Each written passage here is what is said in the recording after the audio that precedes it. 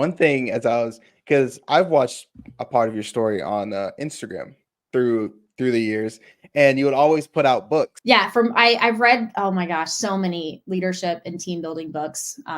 Even when I wasn't a manager, I was reading leadership books. So how many did you think you averaged a year? Oh my gosh.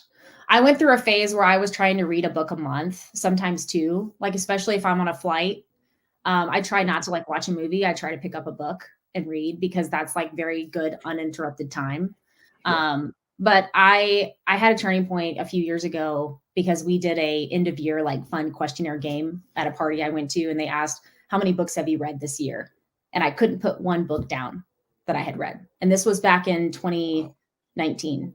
And my goal for the next year is I said, I'm going to change my perspective and I'm going to try to read as many books as I can. It honestly changed my life in a way. It broadened my horizons. Like I learned so much that year because I committed to reading.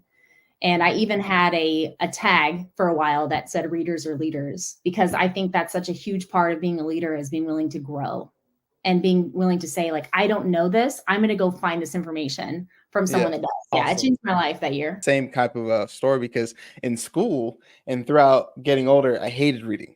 They couldn't, I mean, people were trying to shove books down my throat and they could not do it. And so finally, at a certain point, I watched like Valuetainment, Patrick Bet-David, and he talks about business. And then he has that same phrase, readers are leaders. Yeah. And so when he was doing that, I said, well, maybe I'll give this thing a try. And now I read books all the time, audiobooks, wherever I'm going or driving, I have something playing so I can get better. Because I like to move fast. I don't like to sit still. It makes it sharpens your brain. You learn so much that you can apply to your everyday life. And then what you start to notice is you start to pick up things. Like I've been to seminars where I've heard people talk about like they've had like, you know, their five tips to become a better person. And like, I'm like, I've read that in a book. Like you start to see consistency with things. Oh, yeah.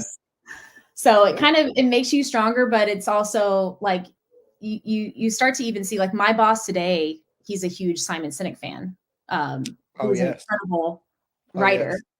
And it's like, I didn't even know that. And then when we talked about it, it's like, oh, I have like 5 of his books, you know? So we were able to connect on that. So you connect with people when you open up your mind and you explore and you read. So I'm a huge proponent for that. When you do that, you you have to be vulnerable with people. And that's the only way that you grow. A lot of people are trapped in that fear because they don't want to get hurt. They don't want to be judged. But I think, I forget who said it, but he said, the only way for you not to be judged is to do nothing and to be nothing. That's the only way people won't judge you. Yeah, you're going to get judged no matter what. And I think that was like just turning 30 was a huge turning point for me, because before 30, I was always like paranoid of what does this person think about me? Do they like me?